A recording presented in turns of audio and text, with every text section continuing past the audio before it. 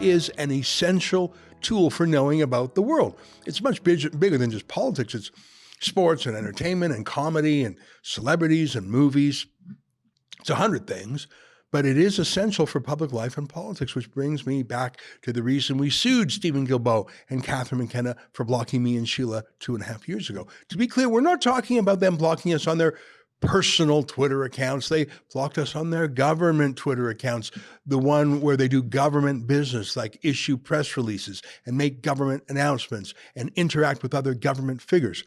The government Twitter accounts owned by the government of Canada, run by staff paid for by the government of Canada. That's what I'm talking about.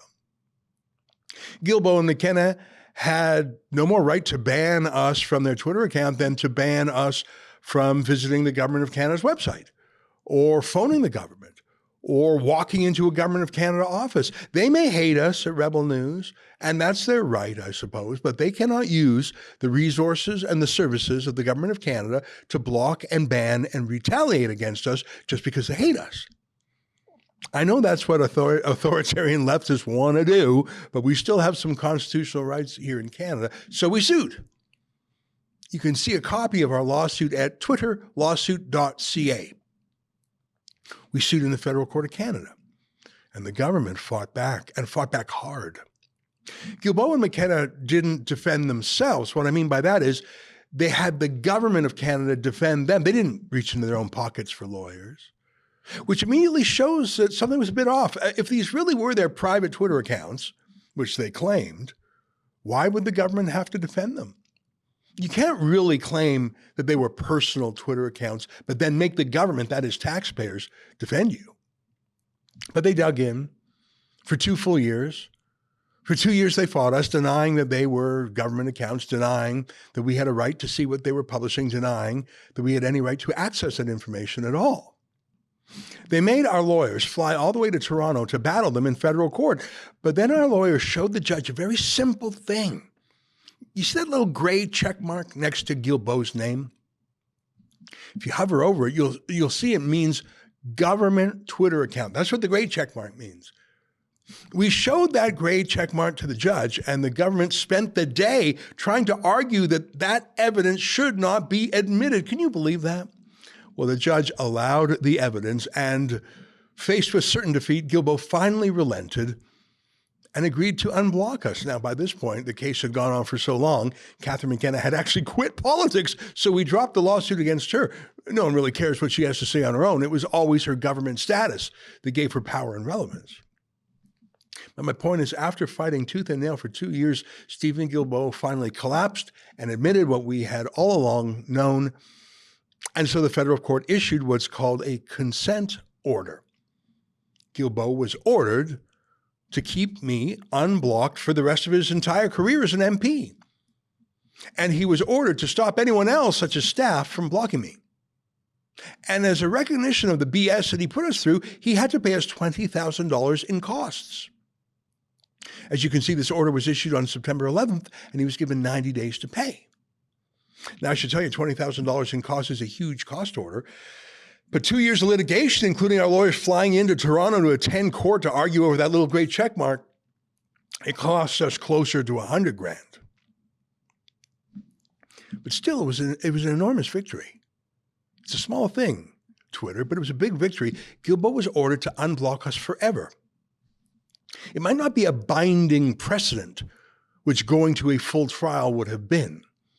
But it was a clear sign that the court had no time for Guilbeault's absurd arguments, and even Guilbeault's lawyers knew it. They knew they had run out of time. I think they were trying to tire us out. I think they thought we wouldn't be able to keep up. And they knew that if they went to a full trial, they would have had the same bad result and probably would have had to pay us even more money, and the judge would have had some very sharp things to say, and they wanted to avoid that. Except Guilbeault wouldn't pay the $20,000. The court order said he had to pay us $20,000 within 90 days of September 11th. 30 days went by, no check. 65 days, no check. 75 days, 80 days. 90 days after September 11th, by the way, is December 10th, which is this Sunday. So really, he had until this Friday, just 2 days from now, to pay because the weekend wouldn't work. But he didn't pay. A few days ago, our lawyer called his lawyers to say if Guilbeault didn't pay, if he violated this court order, we would go back to the judge to ask for more relief. And who knows what that would have looked like? Would Guilbeault have been found in contempt of court? Would a judge let us seize his assets to pay the $20,000 debt? That's what would happen to a private citizen who lost in court but refused to pay a debt. Would we be able to garnish his salary? Incredibly, Guilbeault's lawyer said they mailed the check, regular mail with a regular stamp, but that it simply must have got lost in the mail. They actually said that. The dog ate my homework. They had no tracking number for it. Here's a question. If you had to send over $20,000 to someone because of a court order, would you just put a stamp on it and drop it in a red mailbox and hope for the best? What a clown. What a total mess he is. But it's already Wednesday. He has 96 hours, but he really only has 48 hours because of the weekend. Would he really break the law again? Remember, he's a convicted criminal, a Greenpeace extremist who was convicted of break and enter for an environmentalist stunt before he became an MP. Well, this morning I got a note from our lawyer. The check finally showed up at our lawyer's office with just 2 days to spare. Incredible, an incredible victory in a way, but a costly victory. The $20,000 was a nice touch, but like I say, we were put through the paces for nearly $100,000 chasing Guilbeault. That's our side, but remember, the government had a bevy of lawyers there for Guilbeault and McKenna. If we spent nearly $100,000, there is no way that the government spent less than $250,000 of your tax money pushing the lie that Guilbeault's Twitter account is not a public Twitter account. $250,000 tax dollars only to surrender at the last moment and agree to unblock me, which he should have done at the very beginning. What a disgrace he is. But here's what's so crazy.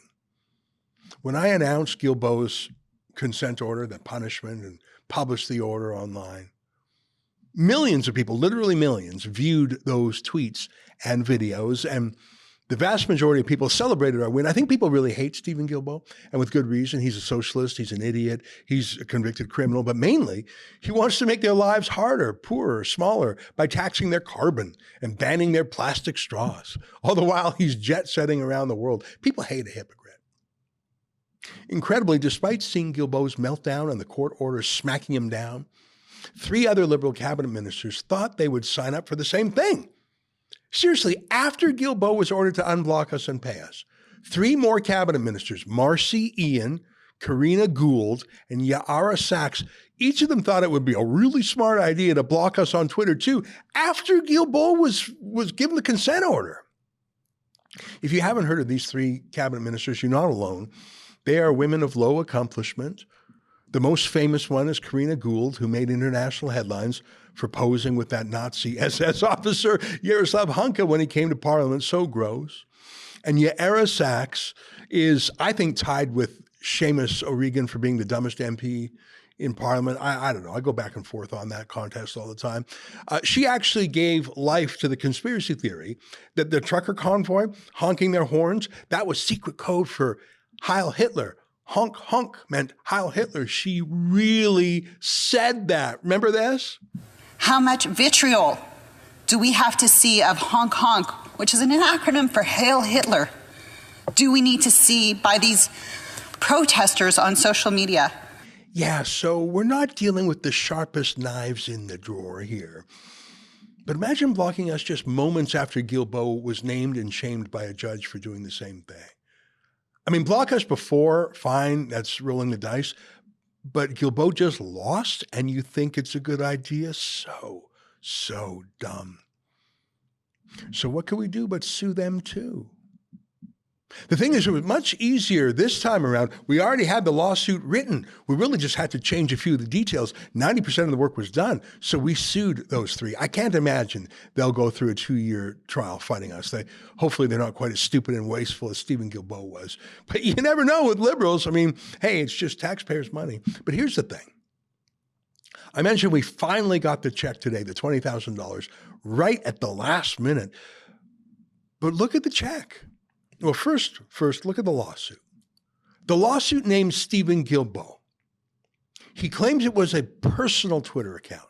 That's what he said. And he personally is bound by the court order to keep us unbanned for the rest of his career. Him personally. But look who paid the $20,000 for him.